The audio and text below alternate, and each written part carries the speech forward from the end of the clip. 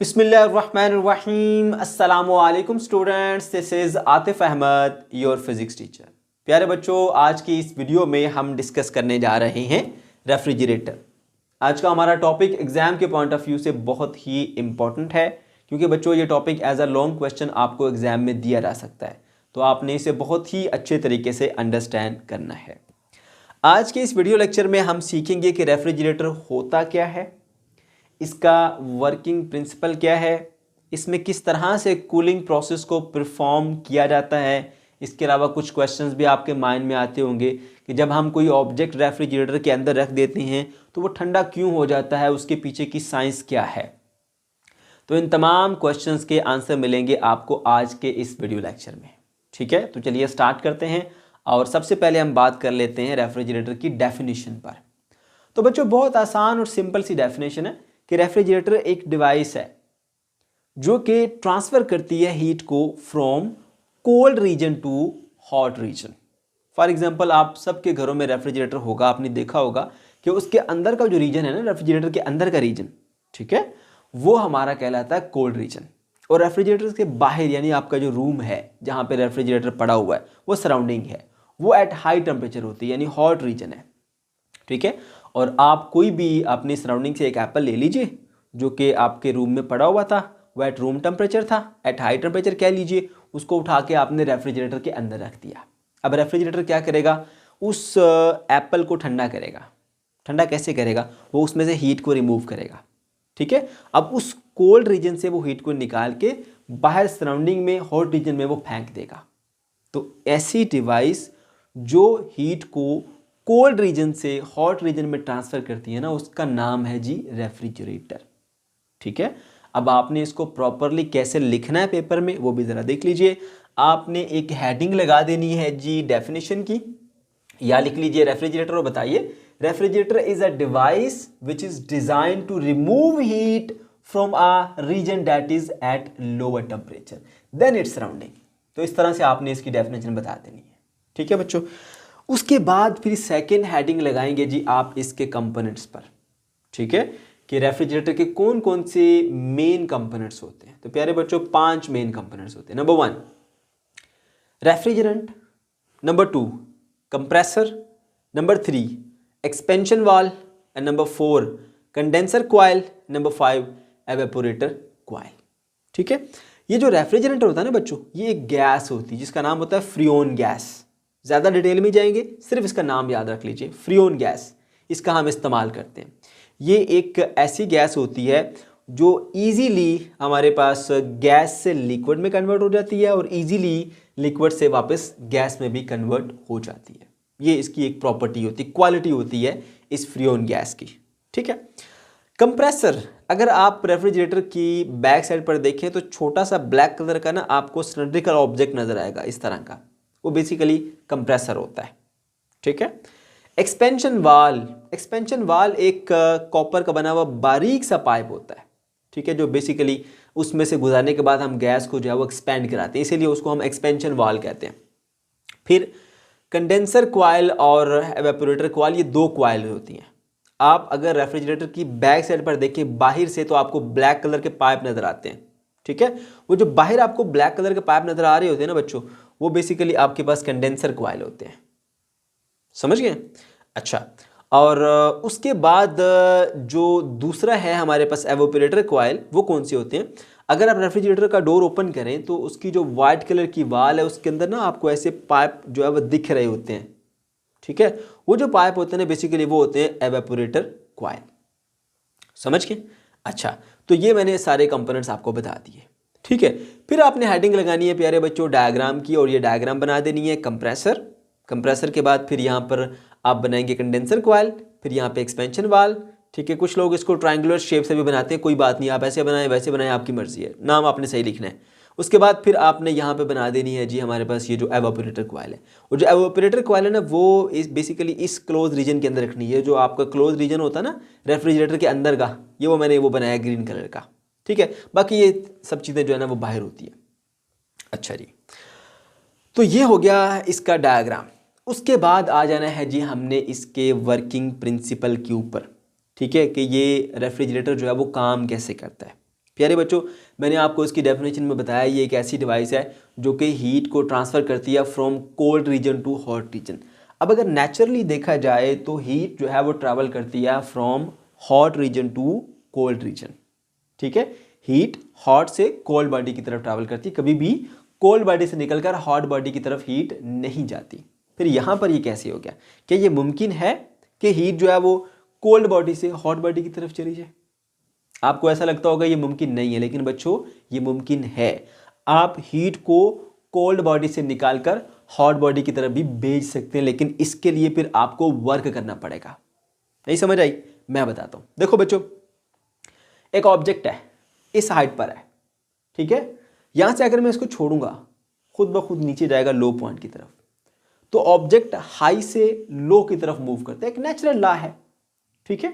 अच्छा, अब अगर हमने इस नेचुरल लॉ के अगेंस्ट जाना है, नीचे से ऊपर लाना है ऑब्जेक्ट को, तो क्या ऑब्जेक्ट खुद आएगा? लो से हाई की तरफ जाएगा ऑब्जेक्ट? खुद नहीं जाएगा। लेकिन अगर आप ले जाना चाहें तो ले जा सकते हैं, लेकिन इसके लिए आपको वर्क करना पड़ेगा। आपको यहां से फोर्स लगानी पड़ेगी ऊपर की तरफ, फोर्स लगा के इसे डिस्प्लेस करना पड़ेगा। ऐसे अपवर्ड आप फोर्स लगा के डिस्प्लेस करेंगे, आप वर्क करेंगे, तो वर्क के नतीजे में क्या हुआ? वो ऑब्जेक्ट यहां से यहां पर शिफ्ट हो गया। जैसे आपने पोटेंशियल एनर्जी का कांसेप्ट पढ़ा था कि आप जो है वो ग्रेविटेशनल फील्ड के अगेंस्ट एक ऑब्जेक्ट को मूव कराते हैं, खुद नहीं जाएगा, लेके जाना पड़ेगा, वर्क करना पड़ेगा, और आपका किया वो work in the form of energy उसमें स्टोर हो जाएगा। याद आया? ठीक है ना। तो बेसिकली यहां पर भी ऐसा ही होता है। हीट नेचुरली कहां से कहां फ्लो करती है? हॉट बॉडी से कोल्ड बॉडी की तरफ। मगर आप कहां ले जाना चाहते हो? कोल्ड बॉडी से हॉट बॉडी की तरफ ले जा सकते हैं, लेकिन इसके लिए भी क्या करना पड़ेगा? वर्क करना पड़ेगा। और वो वर्क पता है कौन करता है? ये जो हमारा कंप्रेसर है ना, कंप्रेसर, ये कंप्रेसर वो वर्क करता है। उम्मीद है अब आपको ये पॉइंट समझ में आ गया होगा कि हीट कोल्ड बॉडी से हॉट बॉडी की तरफ भी ट्रैवल कर सकती है, खुद ब खुद नहीं करती, नेचुरली नहीं करती, आपको वर्क करना पड़ेगा तब करेगी। ठीक है, और यही काम बेसिकली रेफ्रिजरेटर के अंदर हो रहा होता है, और यही इसका वर्किंग प्रिंसिपल है कि आप वर्क करते हैं और हीट को कोल्ड बॉडी से हॉट बॉडी की तरफ ले जाते हैं, और वर्क किसके थ्रू करते हैं? कंप्रेसर के थ्रू।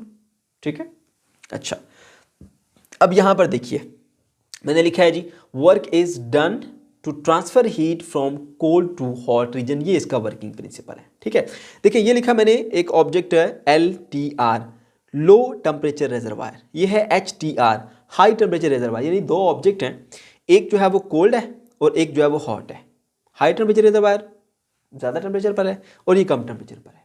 ठीक है, अच्छा, आपने ना इसी तरह की डायग्राम एक पढ़ी थी इंजन, हीट इंजन में, वहाँ पर भी ऐसा ही था। एक HTR था और एक LTR था। हाई टेम्परेचर वाली बॉडी, लो टेम्परेचर वाली बॉडी। हीट नेचुरली फ्लो करती थी हॉट से कोल्ड की तरफ, और उस हीट का कुछ हिस्सा जो वो वर्क में चला जाता था और बाकी हीट जो है वो सिंक में चली जाती थी, जो कि लोअर टेम्परेचर पर थी। ऐसा होता था। यहाँ पर ना उसी प्रोसेस का उलट है। यहाँ पर हीट जो है ना वो मूव करानी है आपने लो टेम्परेचर वाली बॉडी से हाई टेम्परेचर वाली बॉडी की तरफ, लेकिन यहाँ पर आपको वर्क करना पड़ेगा। आप वर्क करेंगे तो हीट यहाँ से यहाँ तक जो है वो ट्रांसफर होगी। ठीक है, तो आप वर्क करेंगे, उस वर्क के नतीजे में हीट जो है वो यहाँ से लो टेम्परेचर रिजर्वायर से हाई टेम्परेचर रिजर्वायर की तरफ फ्लो करेगी। ठीक है, तो आपने वर्क W कर दिया, यहाँ से हीट एनर्जी निकली Q2। ठीक है, अच्छा, और वो फिर जो है वो यहाँ से इधर से शिफ्ट हो जाएगी हाई टेम्परेचर रिजर्वायर की तरफ, Q1 हीट वहाँ पर शिफ्ट होगी। समझ गए? अब एक बात यहाँ पे याद रखिएगा, क्योंकि ये चीज़ अक्सर स्टूडेंट को थोड़ा सा कंफ्यूज करती है, तो मैं इसको ना रिलेट करके बता रहा हूँ। देखो, ऑब्जेक्ट था ना, उसके पास लेट सपोज पहले से कुछ पोटेंशियल एनर्जी थी, आपने नीचे से ऊपर किया, वर्क किया, तो जो वर्क आप करेंगे ना उसके ऊपर, वो work in the form of potential energy उसमें स्टोर होता था। ठीक है, अच्छा, इसी तरह यहाँ पर भी ऐसा ही समझ लो कि यहाँ से ना हीट एनर्जी थी Q2 जो यहाँ से निकलनी है, उधर ऊपर ट्रांसफर करनी है, हमने कुछ वर्क भी किया है। अगर ये 5 जूल हीट थी, 1 जूल हमने वर्क किया इसको यहाँ से यहाँ ट्रैवल करने के लिए, तो 5 ये और 1 ये 6 हो गया।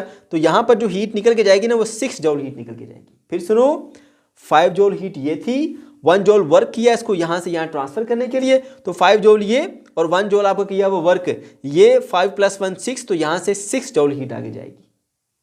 ठीक है, ये 5 जूल, ये 6 जूल और ये 1, मैं लिख देता हूँ यहाँ पर। लेट सपोज आपने 1 जूल वर्क किया, हीट कितनी थी? 5 जूल थी, यहाँ पर कितनी पहुँचेगी? 6 जूल पहुँचेगी।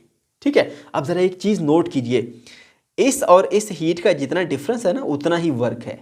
तो वहां पे बेसिकली हम एक टर्म इस्तेमाल करेंगे ना वहां पे कि W is equal to Q1 minus Q2, इसलिए मैं आपको पहले ये चीज क्लियर कर रहा हूं, ठीक है। तो यहां पे आप देख भी सकते हैं कि 6 माइनस 5 करेंगे तो आपको 1 ही मिलेगा, ठीक है ना। ये 5 जूल थी जो कि है हमारे पास Q2, ये 6 जूल है जो कि है हमारे पास Q1, और ये 1 जूल ये वर्क था। तो आप देख सकते हैं यहां पर ये क्या है हमारे पास Q1, ये क्या है हमारे पास Q2, और ये क्या है हमारे पास वर्क। तो ये पॉइंट हमने वहां पर इस्तेमाल करने, इसलिए पहले आपको ये चीज क्लियर कर देता हूं, ठीक है। तो बच्चों वर्किंग प्रिंसिपल आपको समझ आ जाना चाहिए। अब सिंपल सा काम है, यहां पर क्या हुआ, वर्क किया, हीट को एक कोल्ड बॉडी से हॉट बॉडी की तरफ ट्रेवल करा दिया, ठीक है। हॉट बॉडी हीट निकालेगी Q2, ठीक है, और उसको फेंकेगी हॉट बॉडी की तरफ, Q1 हीट को फेंकेगी। वर्क आपको करना पड़ेगा W, ठीक है। ओके बच्चों, अब यहां पर एक छोटा सा कॉन्सेप्ट आता है हीट पंप का। ये जो सेम सेटअप है ना रेफ्रिजरेटर का, इसको आप इस्तेमाल कर सकते हैं एज अ हीट पंप। कैसे, आपको थोड़ी सी चेंजिंग करना पड़ेगी। जब आपने इसको इस्तेमाल करना है एज अ रेफ्रिजरेटर, तो आपने क्लोज बॉक्स के अंदर जो ये एवापोरेटर कॉइल है उसको फिट करना होता है, बाकी चीजें बाहर सराउंडिंग में, ठीक है। लेकिन जब आपने इसको एज अ हीट पंप इस्तेमाल करना है, तो ये जो कंडेंसर कॉइल है ना, इसको आपने क्लोज बॉक्स के अंदर फिट करना है, बाकी चीजें बाहर होंगी, ये हमारी सराउंडिंग में होगी, ठीक है। काम कैसे करेगी, बाहर से सराउंडिंग से हीट एनर्जी को ये एब्जॉर्ब करेगी, ये जो हमारी एवापोरेटर कॉइल है, ठीक है, और ये जो हमारी कंडेंसर कॉइल है ये हीट को फेंकेगी उस बॉक्स के अंदर। तो उस बॉक्स के अंदर टेम्परेचर बढ़ता चला जाएगा, और वो उसका टेम्परेचर जो है वो सराउंडिंग के टेम्परेचर से ज्यादा होगा, लेकिन फिर भी कंप्रेसर वर्क करता रहेगा और सराउंडिंग से हीट निकाल के जबरदस्ती उस बॉक्स के अंदर जो हीट को जो है वो ट्रांसफर करता जाएगा, जिसकी वजह से उसके अंदर टेम्परेचर बढ़ता चला जाएगा। तो इस तरह से हम सराउंडिंग से हीट निकाल के उस वॉल्यूम के अंदर, उस बॉक्स के अंदर हीट को जबरदस्ती फिल करते चले जा रहे हैं। तो हम हीट को पंप कर रहे हैं उस बॉक्स के अंदर, इसलिए हम कहते हैं कि ये जो सेटअप है वो एज अ हीट पंप भी काम करता है। समझ गए? ओके जी। तो यहां पर मैंने मेंशन किया है same device can be use to heat a volume at a higher temperature than surrounding, called heat pump. इसी सेटअप को इस्तेमाल करते हुए आप जो है क्या कर सकते हैं, एक वॉल्यूम का टेम्परेचर बढ़ा सकते हैं देन इट्स सराउंडिंग, यानी हीट को आप पंप कर सकते हैं उस वॉल्यूम के अंदर, उस बॉक्स के अंदर, ठीक है। और इस डिवाइस को हम फिर कहेंगे वहां पर हीट पंप। अच्छा, अब हमने बेसिकली ना इसका जो वर्किंग प्रिंसिपल है ना उसको यहां पर एक्सप्लेन करना है, ठीक है। 2-3 छोटे छोटे से पॉइंट्स बनाए, आसान से, कोई मुश्किल चीज यहां पर मौजूद नहीं है। प्यारे बच्चों, इस रेफ्रिजरेटर के अंदर जो ये रेफ्रिजरेंट है ना, गैस, फ्रोन गैस जो मैंने बताया था, ठीक है ना, ये एक साइक्लिक प्रोसेस परफॉर्म करती है, ठीक है। लेकिन ये साइक्लिक प्रोसेस जो है वो जो हमारा हीट इंजन का प्रोसेस था ना उससे उलट होता है।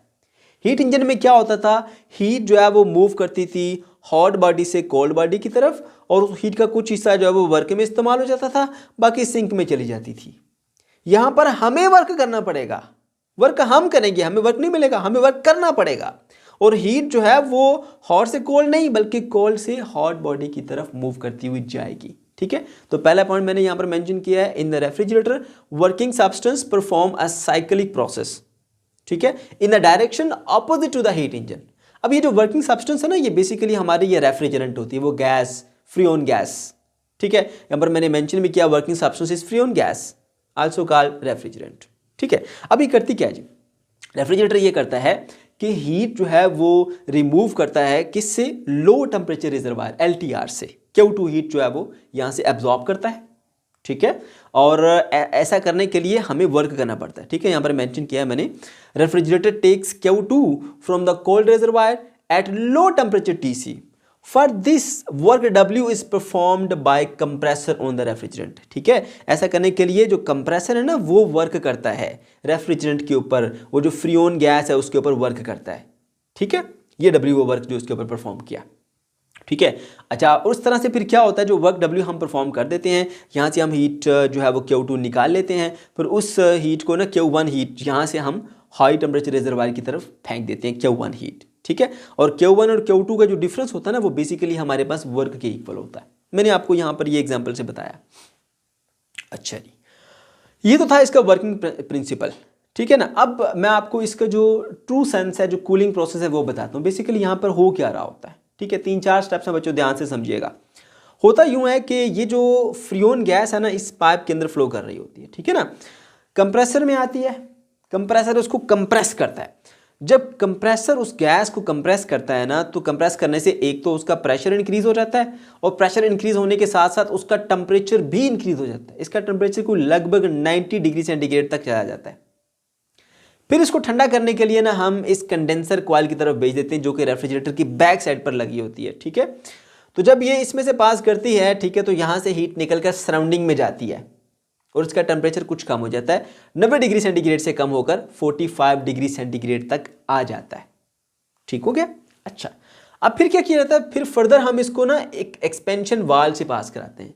ये बारीक जैसे कैपिलरी ट्यूब नहीं होती, बारीक कॉपर की बनी हुई जो है ना, वो एक कॉइल कह लीजिए होती है, जिसके अंदर से हम इसको पास कराते हैं फ्रीओन गैस को, जिसका टेम्परेचर 45 डिग्री सेंटीग्रेड तक आ चुका है, ठीक है। अच्छा, अब जब इससे गुजरती है ना, तो गैसेस जो है ना इससे निकलने के बाद ऐसे एक्सपेंड होती हैं। जब ये एक्सपेंड होती है ना इस वाल से गुजरने के बाद, जिसका नाम ही एक्सपेंशन वाला यानी फैलाने वाला, तो गैसेस ठंडी होती हैं, ठीक है, और ठंडी होके इसका टेम्परेचर जो है वो -16 डिग्री सेंटीग्रेड तक चला जाता है, ठीक है, और ये गैस से लिक्विड फॉर्म के अंदर कन्वर्ट हो जाती है। अब ये जो लिक्विड है ना, ये फिर फ्लो किया जाता है जी इस एवापोरेटर कॉइल में से, ठीक है। अब ये हमारे रेफ्रिजरेटर के अंदर का रीजन है, उसके अंदर जो व्हाइट वाल होती है उसके अंदर इस तरह की पाइपलाइन आपको नजर आ रही होती है, उसके अंदर जो है वो -16 डिग्री वाला जो हमारा लिक्विड है वो फ्लो करता हुआ जा रहा है, फ्रीओन गैस जो कि लिक्विड में कन्वर्ट हो चुकी है, ठीक है ना। अब यहाँ पर इस बॉक्स के अंदर वो आया, अब बॉक्स के अंदर कोई भी ऑब्जेक्ट पड़ा हुआ है, लाइक आपने एप्पल रखा था जिसकी मैंने बात की थी, वो होगा 7 डिग्री 8 डिग्री 10 डिग्री के ऊपर होगा सेंटीग्रेड में, ठीक है, और यहाँ पर जो पाइपलाइन के अंदर फ्लूइड है वो है -16 डिग्री, ठीक है। तो नेचुरली हीट जो है वो एक हॉट बॉडी से कोल्ड बॉडी की तरफ ट्रैवल करती है, तो उस एप्पल से हीट निकलेगी और इसके अंदर जो है वो अब्जॉर्ब होती जाएगी। तो जितनी भी चीज़ें आपने उस बॉक्स के अंदर रखी हुई हैं उनके अंदर से हीट निकलेगी और वो हीट जो है वो अब्जॉर्ब हो जाएगी इसकी तरफ, ठीक है। तो ये जो फ्रीओन लिक्विड बना हुआ था ना, इसने हीट एनर्जी को अब्जॉर्ब किया, हीट एनर्जी को अब्जॉर्ब करने के बाद दोबारा से ये लिक्विड से गैसियस फॉर्म के अंदर आ जाता है, फिर इसको पंप कर दिया जाता है कंप्रेसर की तरफ से और दोबारा से वो कंडेंसर कॉइल में जाता है, ठंडा होता है, ठीक है, और ठंडा होने के बाद फिर वाल्व से जाता है, फर्दर एक्सपेंड करके उसको ठंडा करते हैं, उसका प्रेशर भी लो करते हैं, ठीक है, और फिर से उसको इस तरह भेज दिया जाता है। इस तरह से एक साइक्लिक प्रोसेस जो है वो चलता रहता है, ठीक है। अब ये मैंने पॉइंट्स की सूरत में यहां पर मेंशन किया, देखिए number 1 point, compressor compresses the gas, its temperature and pressure will increase. Temperature कितना इंक्रीज हो जाएगा? 90 डिग्री सेंटीग्रेड तक चला जाता है, ठीक है, प्रेशर भी इसका काफी बढ़ जाता है। To reduce the temperature it is allowed to pass through the condenser coil. Temperature कम करना है, इससे पास कराओ, और टेम्परेचर कितना लो कर देती है? 45 डिग्री सेंटीग्रेड तक लो कर देती है। अगर वैल्यूज भी लिखना चाहते हो तो लिख सकते हो, मैंने वैल्यूज नहीं लिखी ताकि आप लोगों को चीजें भूले ना, याद नहीं, आसानी से कर सको, ठीक है। फिर तीसरा पॉइंट क्या है? Then it is pass through expansion valve to decrease its pressure and to become more cool the gas will converted into the liquid. तो जब फिर इसके बाद 45 पर आ गई, फर्दर इससे निकाला तो ये फर्दर उसको कूल डाउन करेगा, -16 डिग्री सेंटीग्रेड पर ले आएगा। लिखना चाहते हो लिख लो, 3 वैल्यूज हैं टेम्परेचर की। यहां से जो कंप्रेसर से निकला 90 डिग्री सेंटीग्रेड, इससे गुजर के गया 45 पर आ गया, इससे गुजरा -16 पे चला गया और फिर लिक्विड में चला जाएगा। ये भी याद रखना, इससे पहले गैस, इसके बाद लिक्विड, ठीक है। This liquid is allowed to pass through the evaporator coil which absorb the heat from the box and cool the object inside the box. ठीक है, आपके क्वेश्चन का आंसर मिल गया जो आप सोच रहे थे, ठीक है। And then after absorbing the heat again it will become a gas and enters into the compressor. दोबारा से जब हीट इसने यहां से अब्जॉर्ब कर ली, जो अंदर चीजें पड़ी हुई थी, एप्पल था, वो भी फ्रूट था, जो कुछ भी रखा हुआ था, आपने हीट निकाली, हीट इसने एब्जॉर्ब कर ली, टेम्परेचर इसका बढ़ गया, टेम्परेचर बढ़ने की वजह से दोबारा से फिर ये कन्वर्ट हो जाएगा गैस में और कंप्रेसर में आ जाएगा।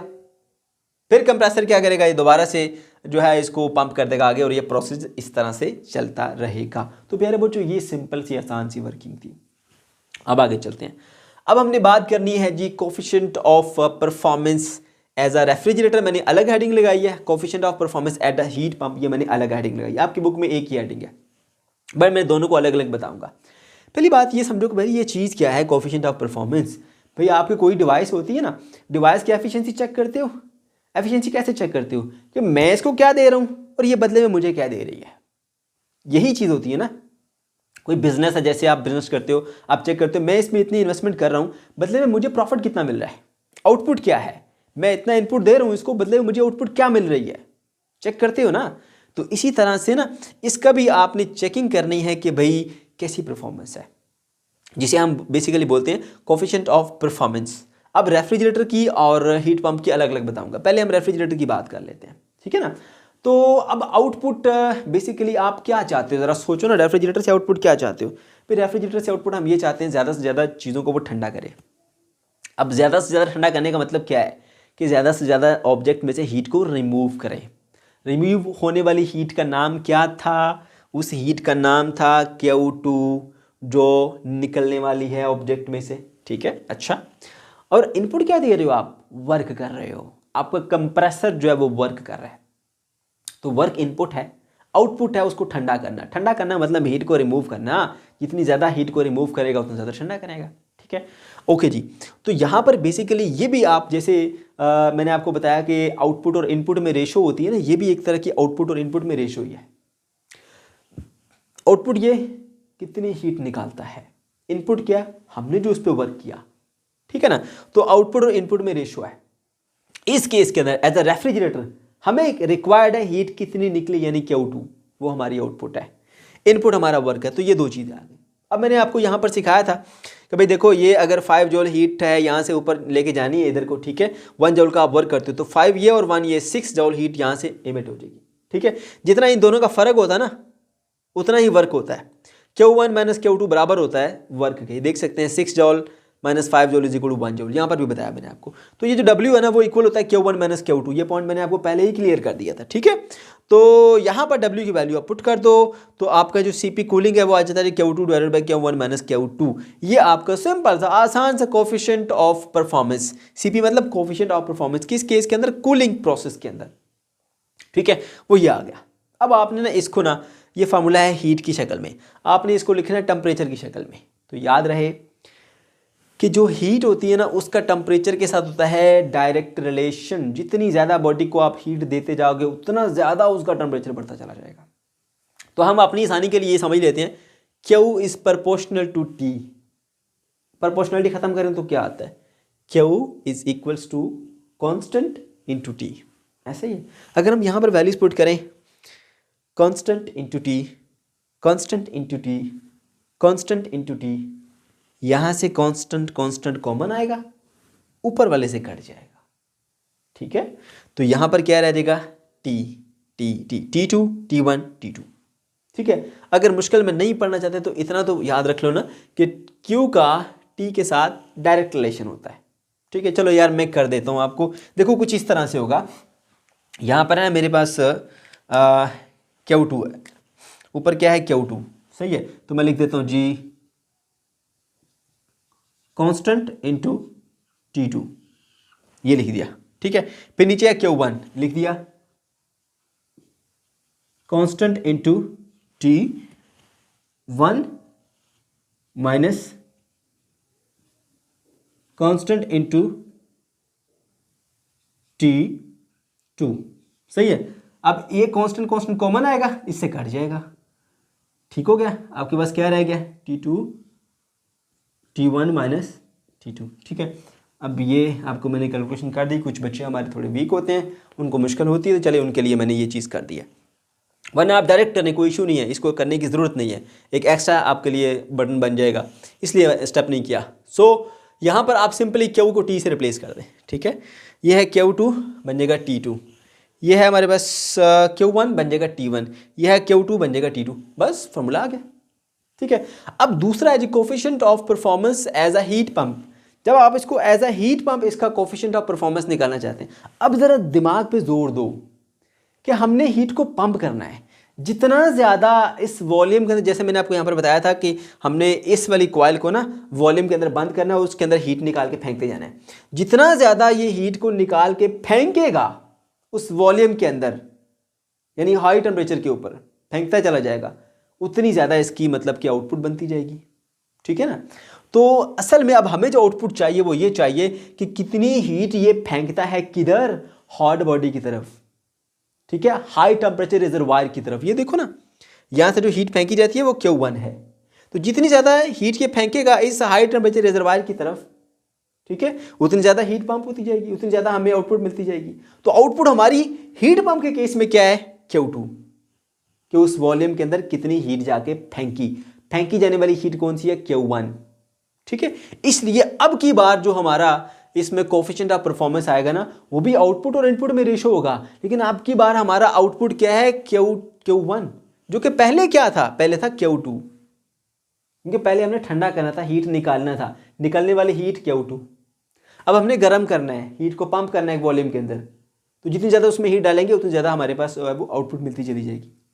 अब हमारी जो हीट है वो Q1 है, क्योंकि हीट बाहर फेंकने, हॉट बॉडी की तरफ फेंकने वाली Q1 है।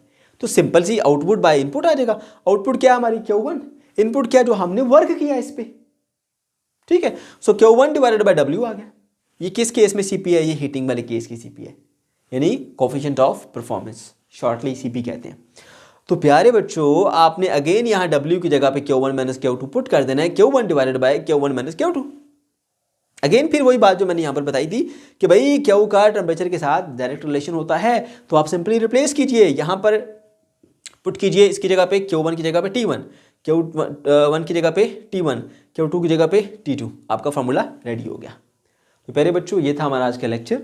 अगर आपको कोई कन्फ्यूजन है या किसी किस्म का कोई प्रॉब्लम है तो कमेंट सेक्शन के अंदर आप ज़रूर पूछ सकते हैं। वीडियो अच्छी लगी तो इसको लाजमी से लाइक कीजिएगा, अपने दोस्तों के साथ शेयर कीजिएगा, और अभी अगर आपने हमारा अभी भी चैनल सब्सक्राइब नहीं किया तो इसको लाजमी से सब्सक्राइब कर लीजिए। अल्लाह हाफिज़।